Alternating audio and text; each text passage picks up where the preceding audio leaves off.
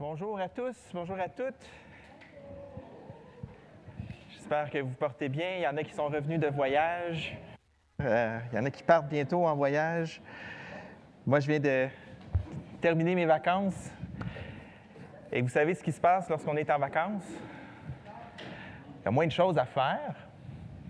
Donc, on a plus le temps pour réfléchir. Et c'est dangereux, réfléchir. Je veux dire merci à tous ceux qui ont prié pour ma famille. Merci, on en a besoin. Et je vous demanderai humblement de persévérer à prier pour nos familles, que ce soit la mienne, Paolo, Mario, Gilles. Parce que le mois de septembre et l'automne qui s'en vient, il y a beaucoup de travail à faire. Priez pour nous, priez pour nos enfants. Et c'est un peu difficile ce matin parce que j'avais tellement de choses dans ma tête, en plus avec ce qu'on a vu, on était au camp des boulots, ma famille, ce qui était enseigné là-bas, allait avec ce que Paolo nous apporte, allait avec ce qu'on voit dans l'Épître aux Corinthiens, allait avec mes lectures.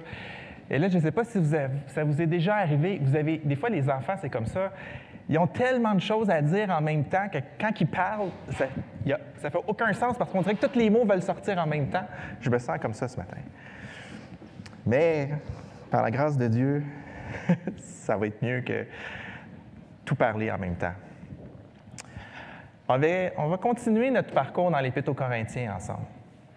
Et c'est spécial parce que ça fait quand même un bout de temps qu'on a commencé. Qui se souvient de tout ce qu'on a dit jusqu'à maintenant dans l'Épître aux Corinthiens?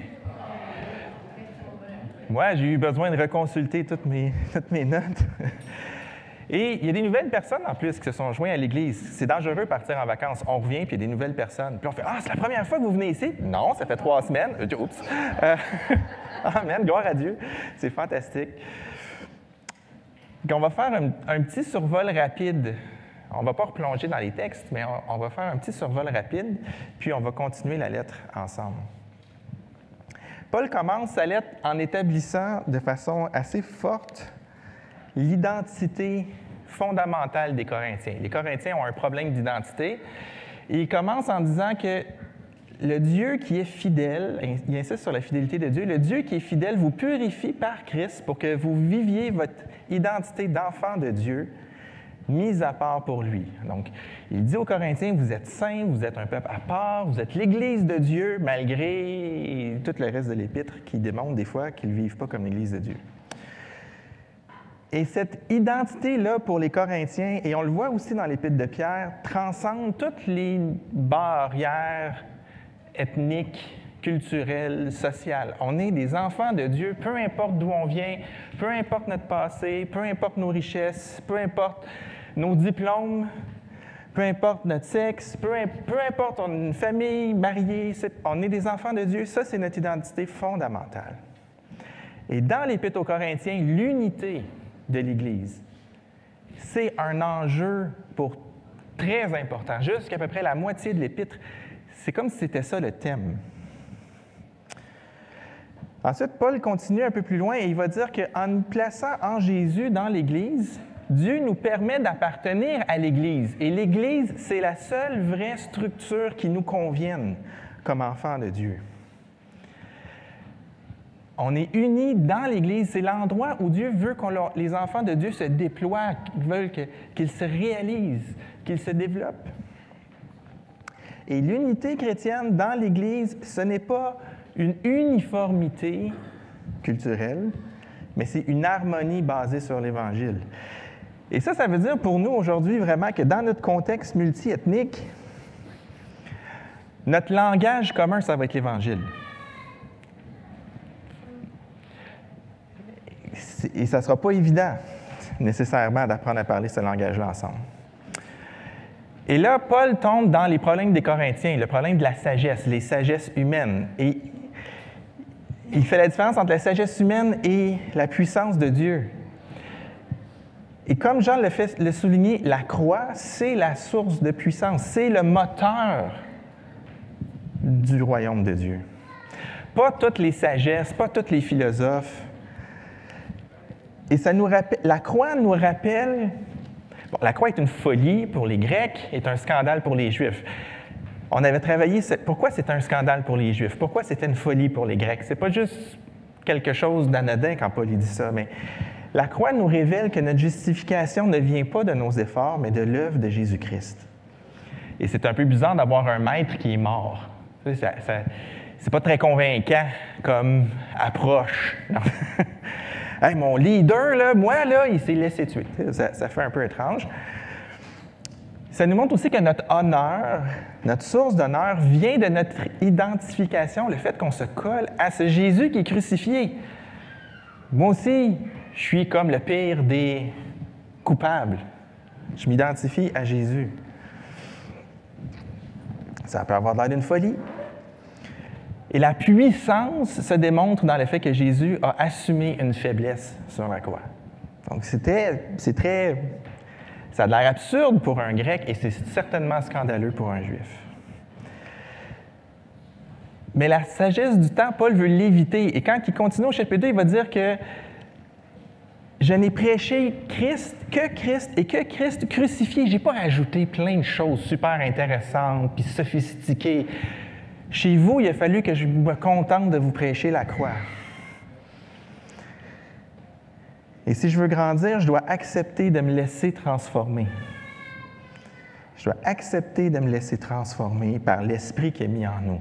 Et ça, c'est difficile parce qu'on veut contrôler la transformation. Parce qu'on a grandi avec des acquis, avec une histoire, avec un héritage. Et là, l'Esprit de Dieu arrive et choisit de faire du ménage. Mais des fois, il va faire du ménage dans des choses qui sont très, très, très profondément ancrées en nous.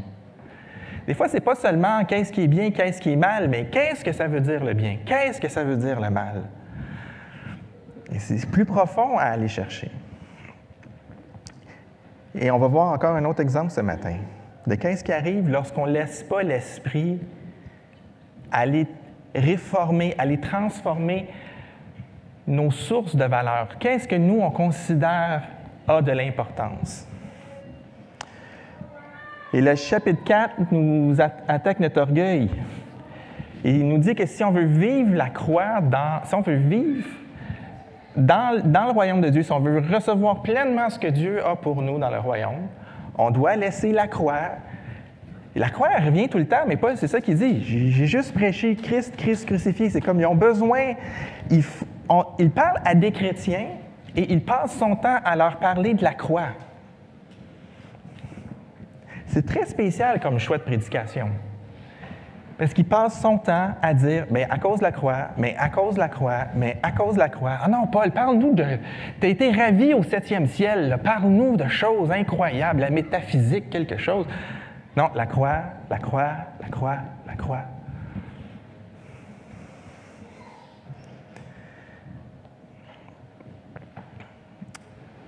Et au chapitre 5, Paul nous dit que Dieu s'est constitué un peuple, non pas à cause de l'origine ethnique, comme on a vu avec les Hébreux, mais marqué par le sang d'un agneau ou maintenant de l'agneau. Et que ça doit nous engager dans une poursuite de la sainteté, une recherche de la sainteté. Le peuple de Dieu recherche la sainteté. Et Paulo a frappé tous ces thèmes-là dans l'Épître de Pierre. C'est un enjeu pour tous les croyants de ne pas s'asseoir dans le repos que donne le salut, puis de dire maintenant je fais ce que je veux, mais d'être transformé dans notre cœur par le fait que Jésus est mort pour nous et nous donne de vivre une vie nouvelle, et là de pourchasser la sainteté. Donc ça, c'est ce qu'on a vu dans les 5 premiers chapitres. Vous vous en souvenez? Super! Maintenant, oui. Il y a beaucoup de détails que je laisse tomber, évidemment, dans le résumé, mais on a tellement un avantage sur nos frères et sœurs du 1er siècle. Donc, vous avez tous une Bible sur votre téléphone, en papier. Vous n'avez peut-être plus qu'une, dans plein de langues. Vous avez des millions d'heures de prédication enregistrées en ligne. Eux n'avaient pas ça. Eux recevaient une lettre de Paul qui les chicanait. On va lire le début du chapitre 6 ensemble. Et ça va être une prédication en 2 parties. On va voir la moitié de ce qu'il y a à voir dans la péricope aujourd'hui et l'autre moitié la semaine prochaine, lors du repas du Seigneur. J'écris à Jean, « Ouais, pour le repas du Seigneur, la chanson, je ne sais pas. » Puis Jean dit, « C'est pas aujourd'hui le repas du Seigneur. » Je suis tout mélangé. Il ne faut pas partir en vacances. Début du chapitre 6. « Lorsque l'un d'entre vous a un litige avec un autre, comment ose-t-il demander justice devant les injustes et non devant les saints? Ne savez-vous pas que les saints jugeront le monde? Et si c'est par vous que le monde doit être jugé, êtes-vous incapable de rendre des jugements de faible importance? Ne savez-vous pas que nous jugerons les anges? Combien plus les affaires de la vie courante? Or, si vous avez des litiges concernant les affaires de la vie courante, vous prenez pour juge des gens dont l'Église ne fait aucun cas. Je le dis à votre honte. Ainsi, il n'y a parmi vous pas un seul homme sage qui puisse juger entre frères et sœurs. Au contraire, un frère est en procès contre un frère, et cela devant les incroyants. C'est déjà pour vous un échec complet d'avoir des procès les uns avec les autres. Pourquoi ne supportez-vous pas plutôt une injustice? Pourquoi ne vous laissez-vous pas plutôt dépouiller? Mais c'est vous, au contraire, qui commettez l'injustice et qui dépouillez les autres, et c'est envers des frères et sœurs que vous agissez ainsi. Ne savez-vous pas que les injustes n'hériteront pas du royaume de Dieu? Ne vous y trompez pas. Ni ceux qui vivent dans l'immoralité sexuelle, ni les idolâtres, ni les adultères, ni les travestis, ni les homosexuels, ni les voleurs, ni les hommes toujours désireux de posséder plus, ni les ivrognes, ni les calomniateurs, ni les exploiteurs n'hériteront du royaume de Dieu. Et c'est là ce que vous étiez, certains d'entre vous. Mais vous avez été lavés, mais vous avez été déclarés saints, mais vous avez été déclarés justes au nom du Seigneur Jésus-Christ et par l'Esprit de notre Dieu. On a un beau texte qui peut avoir de l'air distrayant. Vous avez peut-être accroché sur « juger le monde, juger les anges ». Qu'est-ce que ça veut dire? Est-ce qu'on juge tout le monde en même temps? Est-ce qu'il y a des sections spécifiques au ciel où on va juger les gens de différentes époques? Moi, je vais être dans la gang du Moyen Âge, les grandes robes, les perruques, je trouve ça drôle. Comment ça marche? On va dire quelques mots là-dessus plus tard, mais vous allez déjà être déçus si c'est ça que vous attendez, parce qu'il faut éviter d'être distrait de ce que Paul est en train d'essayer de nous dire, de ce que Dieu est en train d'essayer de nous dire, parce que là, on va essayer d'imaginer des choses que la parole de Dieu ne veut pas nécessairement décrire. Ce qu'on va voir surtout, c'est qu'on est élevé par Dieu en Jésus et on partage le même esprit, alors on doit vivre les réalités terrestres à la lumière de notre destinée céleste. On doit vivre les réalités terrestres, on doit vivre notre vie ici, non pas comme s'il y avait seulement ici qui existait, mais à la lumière de ce qui s'en vient. Parce que les réalités célestes, non seulement sont meilleures, elles vont durer plus longtemps. Dans notre texte, il y a 3 formes d'échecs. Il y a 3 endroits où les Corinthiens échouent dans ces textes-là. Et on voit que Paul est énervé, il pose plein de questions. Pourquoi? Comment? Ne savez-vous pas? Il est comme... Ah! C'est dur de ne pas lire l'intonation, même dans le grec. Paul est fâché. Comment osez-vous? Le mot « oser » qui est là, c'est un mot tellement fort. C'est vraiment... C'est scandaleux. Il voudrait exploser, il voudrait déchirer sa chemise, il ne comprend pas. Le premier échec, c'est celui de briser l'unité. Au verset 7, on dit « C'est déjà pour vous un échec complet. » Et au lieu de chercher la justice, c'est vous qui commettez l'injustice. Non seulement vous avez des disputes, ça c'est déjà un échec, en plus vous vous amenez en procès, ça n'a aucun sens, et faisant ça, vous commettez l'injustice. Il ne sait plus quoi faire. Il est comme, va dans ta chambre, là, je vais me calmer. Il sait...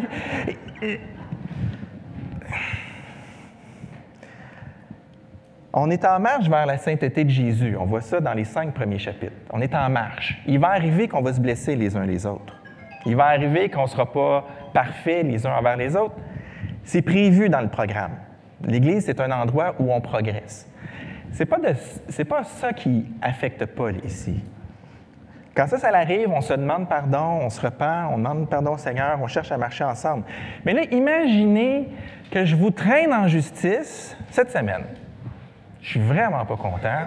Tu m'as menti. Tu m'as vendu ton champ. Tu m'avais dit que tu me le vendais jusqu'aux gros arbres. Puis là, tu dis que c'est pas jusqu'aux gros arbres, c'est jusqu'aux petits arbres. Je te traîne en cours. Puis la semaine prochaine, c'est le repas du Seigneur. Je vais te servir le pain, la coupe. On va s'aimer ensemble.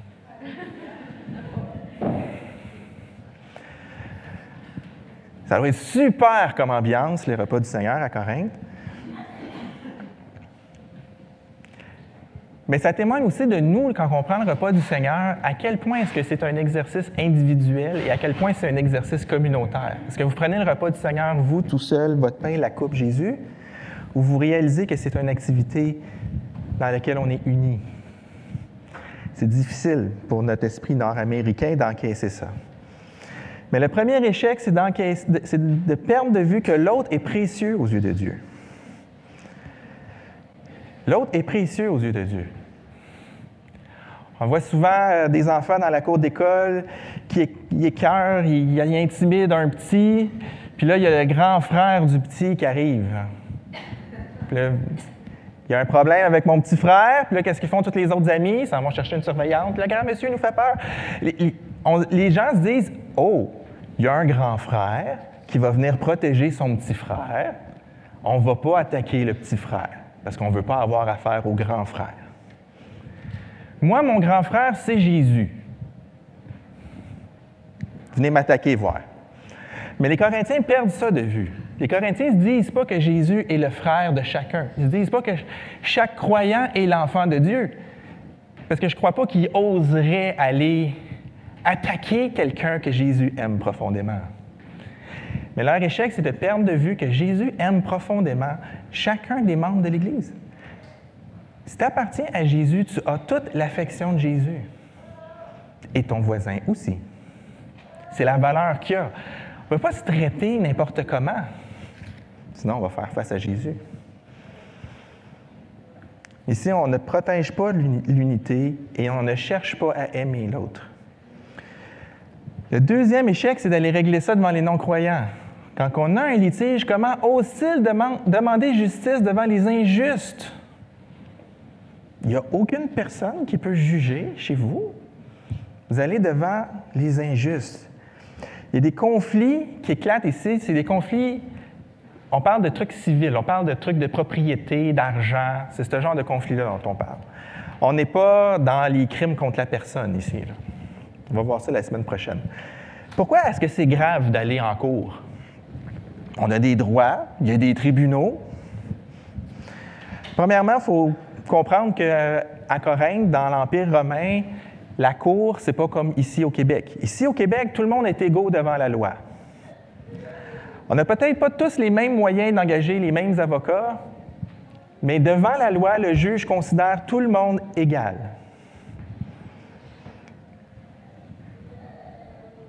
Et même si vous avez le droit d'aller dans un palais de justice et de vous asseoir pour écouter la cause de n'importe qui, c'est un passe-temps comme un autre, il y a des gens qui font ça, ils vont s'asseoir au palais de justice puis ils écoutent.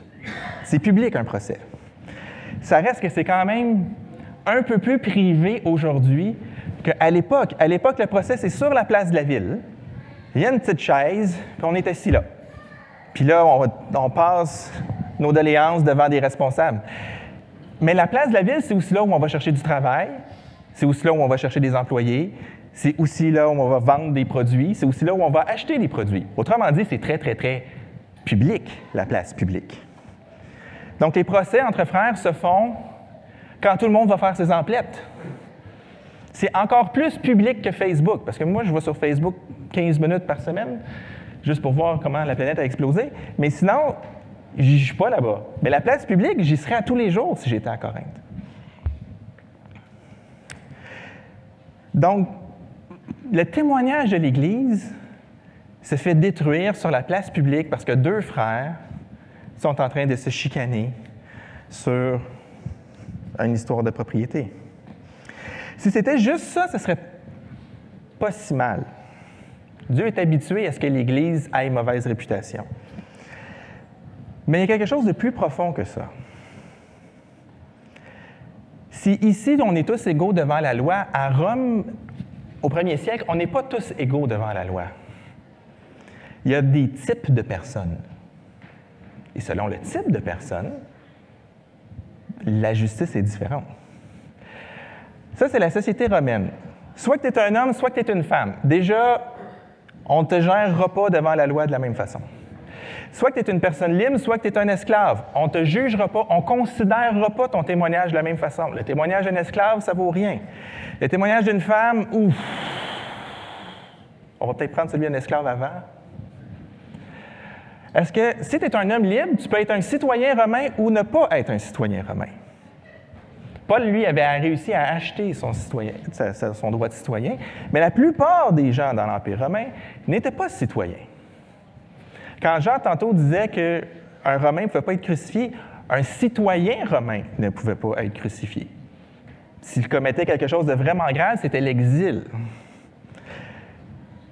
Si tu es citoyen romain et que tu dois devenir esclave de quelqu'un à cause d'une dette, tu passes de peut-être subir l'exil à subir la crucifixion si tu fais quelque chose de pas correct. On n'est pas égaux devant la loi du tout.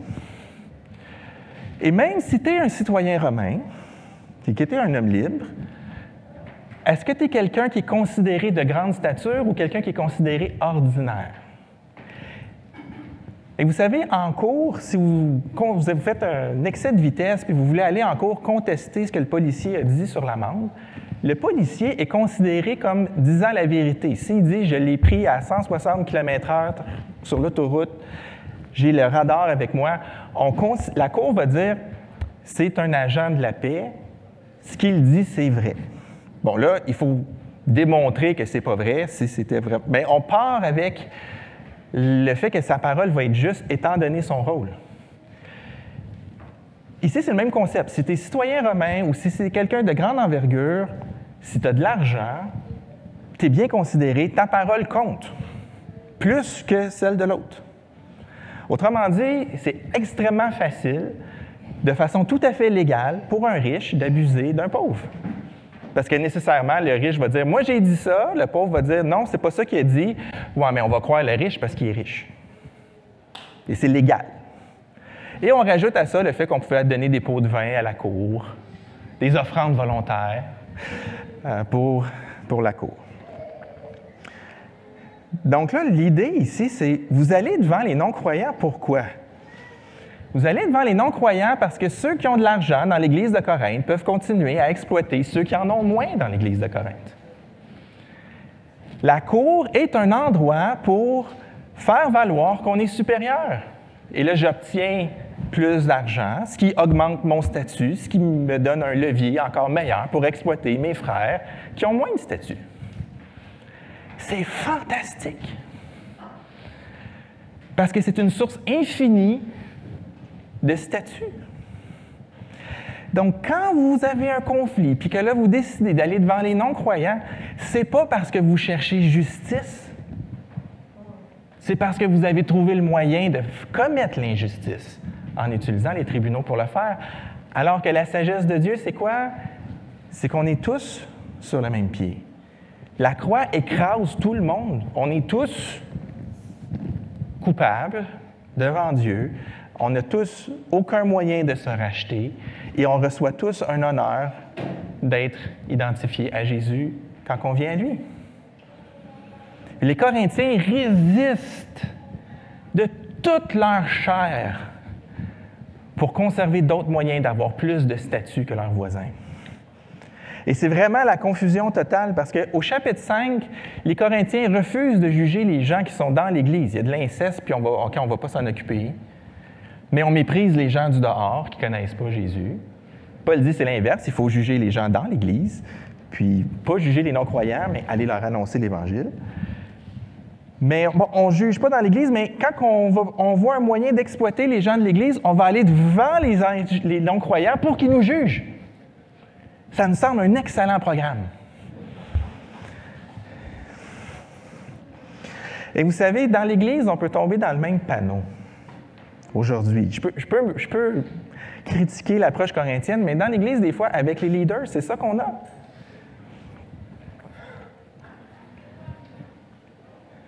On on cherche des endroits pour être au-dessus des autres.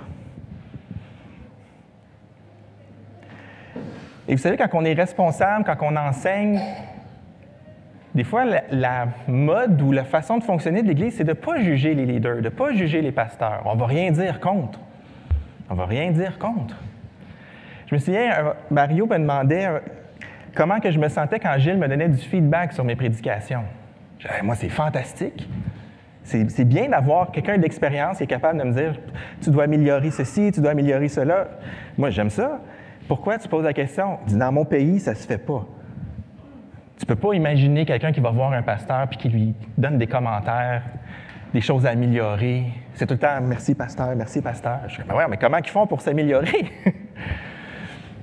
J'ai des frères à la faculté, dans d'autres églises ici à Montréal, où c'est la même chose. Quand les pasteurs se font critiquer, ils répondent « On ne met pas la main sur loin de l'Éternel. »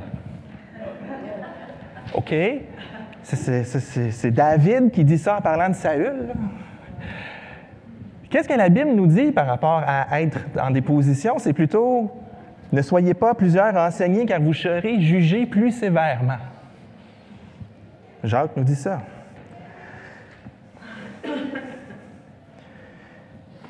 Jésus nous dit dans Luc, « À celui où on a beaucoup donné, on demandera beaucoup. » Hébreu dit qu'on doit veiller sur vos âmes parce qu'on doit en rendre compte. Les leaders, on n'est pas moins jugés. Tu sais, à Corinthe, à Rome, si tu es riche, puis tu es honorable, puis tu as comme une position d'envergure, on te laisse des passe-droits. Dans le royaume de Dieu, c'est exactement l'inverse. Plus tu as une position visible ou plus tu as de l'influence, plus on est sévère, plus on devrait être sévère. Ça, c'est l'enjeu. Paul dit à Timothée, « Accepte pas d'accusation contre les anciens sans qu'il y ait 2 ou 3 témoins. » Autrement dit, c'est sûr que les anciens finissent par déranger les gens. Donc, les gens chialent. Accepte pas d'accusations qui ne sont pas fondées. Mais, s'il y a quelque chose qui est fondé, reprends-les devant tous, afin qu'on ait de la crainte. Autrement dit, si mon frère pêche, je le reprends un à un, mais si c'est un ancien qui fait quelque chose qui dérange vraiment l'Église, il faut le reprendre devant l'Église, pas en privé, derrière des portes closes. Fait que voyez-vous que dans l'esprit des Corinthiens, la justice, le statut, c'est complètement à l'envers. Donc, en allant devant les incroyants, ils méprisent le témoignage public de l'Église. Ils méprisent la grâce qu'ils ont d'appartenir au peuple de Dieu et d'avoir la dignité qui est d'appartenir à Jésus. Et en plus, ils ne comprennent pas leur propre valeur. On est appelé et on est équipé pour une tâche cosmique. Eux, ils voulaient la sagesse, puis tout d'un coup, quand c'est le temps d'exercer de la sagesse, ils ne sont pas capables d'exercer la sagesse. Et ils ne voient pas la sagesse dans les frères et sœurs. Paul dit, « Ne savez-vous pas que les saints jugeront le monde? Êtes-vous incapable de rendre des jugements de faible importance? Ne savez-vous pas que nous jugerons les anges? Combien plus les affaires de la vie courante? » Certains d'entre vous vont peut-être avoir accroché à juger le monde, juger les anges. Si vous cherchez de l'importance, vous en avez ici. Vous êtes destiné à une tâche, la tâche qui va faire partie de la fin. Quand Jésus revient, le monde est jugé et les saints, vous allez être là en train de juger avec le Seigneur ce qui s'est passé. Ça va être notre rôle.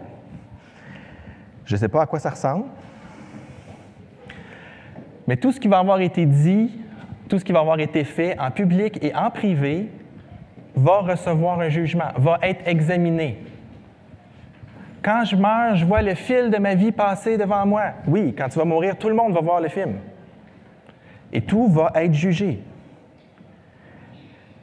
Merci Seigneur d'être mon avocat. Merci d'avoir payé pour mes fautes, parce que si le film de ma vie doit passer devant vous, je vais devoir implorer votre clémence pour beaucoup de choses. Mais on va juger. On va être les juges ultimes, on va rendre la justice divine.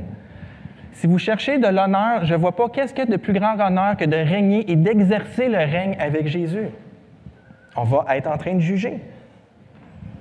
Et vous allez avoir autorité sur tout. Parce que quand on est juge, c'est parce qu'on a autorité. On va juger les anges. Les puissances spirituelles vont être soumises à notre jugement. C'est vraiment difficile de tout rentrer ça dans ma tête. Mais c'est ce que la parole dit. Si vous cherchez de l'importance, sachez qu'à la fin, vous allez juger les anges et le monde. L'Esprit qui est en nous permet de comprendre la parole de Dieu progressivement. Et ça devrait nous amener à, sur Terre, exercer des jugements peut-être plus faciles. Et peut-être que ce qui vous a dérangé, vous, c'était pas ça, mais c'était l'espèce d'équation que Paul fait entre les incapables de rendre des jugements de faible importance et de juger les affaires de la vie courante. Les affaires de la vie courante, c'est pas important. C'est ça que Paul dit. Ouais, mais là, Jean-Philippe, c'est quand même important, la vie sur Terre, oui. Mais ça reste que dans la grande équation, dans le grand plan de Dieu, dans la grande histoire de l'humanité, dans ton histoire à toi, personnellement, les choses de la Terre sont très petites comparativement à ce qui nous attend. Et les enjeux sont beaucoup plus petits. On a une sœur qui s'est blessée ici à l'église il y a quelques temps. Puis on s'est demandé comment on allait faire pour l'aider à payer les frais médicaux puis tout ça. Puis là, on a des assurances. Fait qu'on pose notre question aux assurances. L'assurance dit « il faut que la personne poursuive l'Église. » La sœur a dit « Non, je ne poursuis pas l'Église. » On s'est arrangé autrement. Mais bon, dans notre monde, c'est comme « Ben oui, c'est normal, poursuis, puis les assurances vont payer. » Mais là, c'était comme « Non, le témoignage de l'Église, ça n'a aucun sens. Je ne veux pas poursuivre l'Église pour ce qui m'est arrivé. J'ai juste besoin qu'on m'aide. » Mais gloire à Dieu pour cette sœur-là. Parce qu'aux États-Unis, on se serait fait poursuivre. Mais ici, notre sœur est comme, non, je ne veux pas tâcher le témoignage. Ça n'a pas de sens. Pourquoi je voudrais tâcher le nom de l'Église pour quelque chose de faible importance? Une très, très belle maturité de notre sœur, je suis vraiment reconnaissant, mais à Corinthe, ce n'est pas ça qui se serait passé. Peut-être que tu n'es pas prêt à amener quelqu'un en cours, mais si ce que tu cherches, c'est la validation, la rétribution, il se passe de quoi avec quelqu'un dans l'Église, puis là, ce que tu veux, c'est pas vraiment justice, mais c'est comme vengeance. Ça ne s'écrit pas pareil, mais des fois, ça a le même goût dans la bouche. Peut-être que tu n'iras pas en cours, mais tu vas trouver une autre façon de faire un procès populaire. Ça aussi, ça a la cote. Mais on doit réfléchir à c'est quoi le témoignage qu'on offre? Et qu'est-ce qu'on fait du témoignage de l'Église quand on fait ça? Je ne suis pas en train de vous suggérer de tout taire. Mais la façon dont on va régler nos différends, la façon dont on va régler les tensions, va être un témoignage. Cette semaine, avant de te plaindre de ton patron, de ton propriétaire, de telle personne qui te fait du tort, rappelle-toi que tu es destiné à une fonction cosmique. Tu vas régner avec Jésus, tu vas exercer les jugements avec Jésus.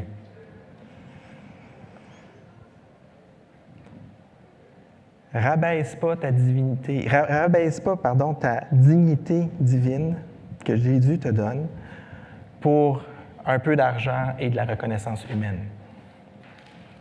C'est sévère, mais c'est ça que Paul nous dit. Je ne vous dis pas de rien faire, mais quand ça ne va pas au quotidien, tu recherches la justice ou tu recherches à être vengé? Tu recherches à gagner en statut, avoir raison. Il va comprendre mon point, sinon il va manger mon point. Non, c'est un peu... On est... Mais vous comprenez ce que je veux dire. Maintenant, il y a aussi des beaux encouragements dans notre texte. Là, c'est corrosif, Corinthiens, hein? Mais il y a aussi des beaux encouragements dans ce texte-là. Premier encouragement qu'on a, c'est « Ne saviez-vous pas que les injustes n'hériteront pas du royaume de Dieu? » Paul le sert comme un avertissement aux Corinthiens, mais c'est un profond encouragement. La justice s'en vient. Dans le royaume de Dieu, l'injustice n'aura pas de place. La justice s'en vient. Je ne sais pas si vous êtes tanné de voir des injustices. Je ne sais pas si vous êtes frustré de voir, comme moi, qu'il y a plein de choses stupides qui se passent parce que les gens sont injustes et égoïstes. Dans le royaume de Dieu, c'est fini.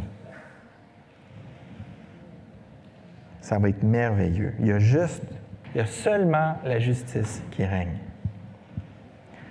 Je ne sais pas pour vous, mais moi, ça m'encourage. Ça m'encourage aussi de savoir qu'un jour, je ne vais plus commettre d'injustice. Moi, j'ai déjà eu une conversation avec Gilles. J'étais jeune croyant. Bien, pas jeune croyant, j'allais me marier. Bien, je me suis marié jeune. J'étais jeune croyant. Puis, je luttais de rage pour dire que ça devait être possible pour un chrétien de devenir sans péché, de ne plus commettre de péché dans sa vie. Je ne pouvais pas croire que j'allais passer ma vie à offenser le Seigneur. Ça me remplissait de rage. Gilles était patient. Mais ça s'en vient. Ce désir-là, je sais qu'il s'en vient. C'est encourageant. Le texte continue. Ne vous trompez pas. Et là, il y a toute une liste de péchés qui sont là. Il y a toute une liste de péchés qui ressemble à la liste qu'on a vue au chapitre 5, avec quelques ajouts. Il n'y a pas d'immoralité, il n'y a pas d'idolâtre, il n'y a pas d'adultère, il n'y a pas de travesti, il n'y a pas d'homosexuel, il n'y a pas de voleur, il n'y a pas d'homme toujours désireux de posséder plus. Ça, c'est tellement bien écrit. Ce n'est pas les riches le problème. C'est le désir de l'argent. Tu peux être consumé par l'argent quand tu n'en as pas, tu peux être consumé par l'argent quand tu en as. Ni les calomniateurs, ni les exploiteurs n'hériteront du royaume. La première chose à remarquer, c'est que cette liste-là n'est pas exhaustive. C'est une liste bien étrange. Par exemple, il ne parle pas des meurtriers ou des blasphémateurs. Il va-t-il avoir des meurtriers dans le royaume de Dieu? Ce n'est pas parce que quelque chose n'est pas dans la liste ici que ça va rentrer dans le royaume. Mais il faut se demander pourquoi Paul, sous l'inspiration du Saint-Esprit, nous a donné cette liste-là pour les Corinthiens. Et en fait, tout ça, c'est encouragé ou toléré par la culture du temps. Et c'est contraire à la sagesse de Dieu. Et pour l'Église de Corinthe, ça, c'était leur liste, pratiquement de choses à faire. Si je vole mon frère, mais que j'ai plus d'argent que lui, il va me traîner en cours puis je vais gagner parce que j'ai plus d'argent que lui, donc je mérite plus de statut.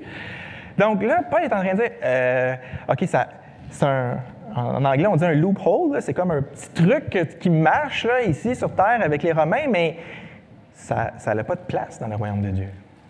Ça ne peut pas survivre dans le royaume de Dieu.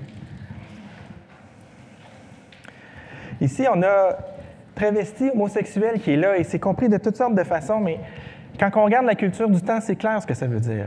À l'époque, un homme respectable se mariait vers 35 ans. Donc, un homme romain libre, de bonne famille, de bonne classe, se marie vers 35 ans avec une femme. Mais à partir de ses 20 ans, on l'encourage à faire un contrat avec quelqu'un, une femme ou un homme, pour satisfaire ses désirs jusqu'à ce qu'à 35 ans, il marie une femme libre, honorable. Puis à ce moment-là, il pourra décider de mettre fin à son contrat ou pas, selon. C'était bien vu, c'était encouragé, c'était logique. C'était comme ça que ça fonctionnait. Et là, Paul est en train de dire, ça, c'est contraire à la sagesse de Dieu. Maintenir ça dans vos vies, obstinément contre la sagesse de Dieu, montre que vous n'appartenez pas au royaume de Dieu. Donc, c'est très particulier. Aujourd'hui, ça serait quoi notre liste? J'en ai mis une plus tard. Aujourd'hui, on mettrait tous les individualistes, les colériques, les égoïstes, les moralisateurs, ceux qui vivent dans l'immoralité sexuelle, ça n'a pas changé. Ceux qui ont soif de posséder, les arrogants. Ça, c'est, si je regarde les réseaux sociaux, Ça, c'est le Québec. C'est le Québec. Ce serait notre liste, je pense, si Paul l'écrivait aujourd'hui. La liste est adaptée à qu'est-ce qui, dans la société, est logique, mais qui va contre la sagesse de Dieu. Dans le fond, la liste nous parle... C'est quoi la sagesse de Dieu? C'est la pureté et la sainteté du mariage. C'est avoir un témoignage vrai. Dieu accorde tellement d'importance à un témoignage vrai. C'est être maître de soi-même. Moi, Jean-Philippe, cette liste-là ne me concerne pas, parce que je n'ai pas de problème avec la boisson. OK, est-ce qu'on peut regarder les autres substances? Les autres sources de plaisir instantané? Non, la liste parle d'ivrognerie. Oui, c'est ça. La liste parle de maîtrise de soi. Avoir une vision juste de l'argent. Avoir une recherche de la justice sociale. Les exploitants, les personnes qui exploitent, n'ont pas de place dans le royaume de Dieu. Et une adoration de Dieu sans partage. Et ceux qui méprisent ça ne vont pas rentrer dans le royaume de Dieu. Puis là, peut-être que vous vous dites, Jean-Philippe, c'était supposé être la portion encourageante. Oui. Oui, parce que déjà de savoir que Dieu ne va pas laisser tout ça rentrer dans le royaume, c'est encourageant. Mais ce qui est vraiment encourageant quand on lit, c'est « Et c'est là ce que vous étiez. » Et c'est là ce que vous étiez. Paul le met un peu comme un reproche aux Corinthiens, parce qu'ils continuent à vivre comme ça. Mais il leur dit « C'est au passé.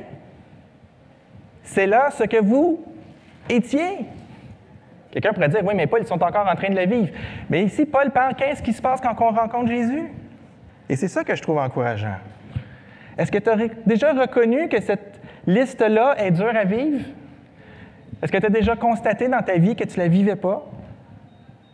Bien, demande pardon à Jésus. Et là, tu vas tomber dans cette liste-là. C'est là ce que vous étiez. Parce que Dieu offre le pardon et il nous transforme. Et il nous prend de où on part, puis il nous embarque dans l'Église avec toutes les autres personnes qui partent de d'autres endroits, pas super bons dans la liste. Puis il va nous amener vers lui, à lui ressembler à lui. Déjà, c'est au passé, c'est encourageant. Mais comment ça se passe? C'est encourageant. Mais vous avez été lavé, mais vous avez été déclaré saint, mais vous avez été juste. Les 3 mais qui sont là, c'est bon, c'est pas du bon français. Frédéric, il dit « disait non aux fautes de français ». C'est pas du bon français, sauf que c'est comme ça que le texte grec est écrit. C'est pas du bon grec non plus. Le mot « mais » est là tout le temps. Et c'est comme si chacune est une objection. Il faudrait le lire comme ceci. Et c'est là ce que vous étiez, mais vous avez été lavé. C'est là ce que vous étiez, mais vous avez été déclaré saint. C'est là ce que vous étiez, mais vous avez été déclaré juste. Mais, c'est fini. C'est fini. C'est vrai que c'est fini, et c'est vrai que ça doit être fini dans le sens qu'il faut accepter, prendre en nous le fait que c'est terminé. Arrêter de vivre comme avant. Parce qu'on n'est plus comme avant. C'est terminé. 3 fois, il est obligé de dire « Vous avez été lavé. » Il n'y a plus de culpabilité, il n'y a plus de honte. La honte, la culpabilité, c'est fini, ça a été lavé. Et vous avez été déclaré saint. Maintenant, vous êtes à part. Vous ne faites plus n'importe quoi. Vous êtes destiné à servir le roi des rois. Et vous êtes déclaré juste. Il n'y a plus aucune accusation qui va tenir contre vous. OK? Ça s'est fait comment, ça? Ça s'est fait au nom du Seigneur, par l'Esprit de Dieu. La Trinité est impliquée dans cette transformation-là. Tout le firepower de Dieu, les 3 personnes de la Trinité, sont pleinement investies pour transformer les croyants. Donc, arrêtons. On lutte obstinément contre le Dieu trinitaire qui nous tire vers la stature parfaite de Jésus. Qui va gagner? Amen, c'est lui qui va gagner. Et ce qui change, c'est le témoignage que l'on a. Moi, je trouve ça encourageant. Lavé, saint, déclaré juste. Au nom de Jésus, par l'œuvre de l'Esprit, sous la gouverne de Dieu. Le projet a commencé dans Genèse 3 et il s'accomplit ici. Et cette petite phrase, c'est là ce que vous étiez. Si vous confessez à Jésus vos péchés et que vous vous détournez de votre vie sans lui, le passé ne vous définit plus.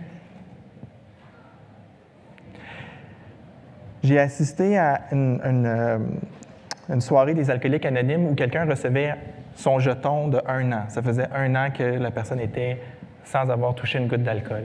Puis il y a une autre personne qui recevait son jeton de 10 ans ou 15 ans, je ne me souviens plus bien. Et quand il a pris la parole, il a dit « Moi, ça fait 35 ans que je fréquente les alcooliques anonymes. Et pendant 20 ans, je n'ai pas touché à une goutte d'alcool. Puis il est arrivé quelque chose, puis il s'est saoulé toute une nuit. Puis le lendemain, j'ai appelé mon parrain, la personne qui l'accompagne, puis il dit « Qu'est-ce que j'ai fait là? » Là, il dit « Ça fait combien de temps que tu n'as pas bu? » Il dit « Ça fait quelques jours que je n'ai pas bu. » Bon, ben, ça fait 2 jours que tu n'as pas bu. On recommence là. Puis là, il recevait son jeton de 10 ans ou 15 ans, même si, parce qu'il avait chuté. Puis là, maintenant, il était rendu à 15 ans sans avoir bu d'alcool. On va mettre le genou à terre, frères et sœurs. On va tomber, on va pécher. On a un avocat auprès du Père. On est en sécurité. Ici, l'idée, c'est d'arrêter de lutter contre le courant. Le Saint-Esprit nous amène vers la stature parfaite de Jésus. On ne veut pas tolérer ça. On ne va pas gagner de toute façon.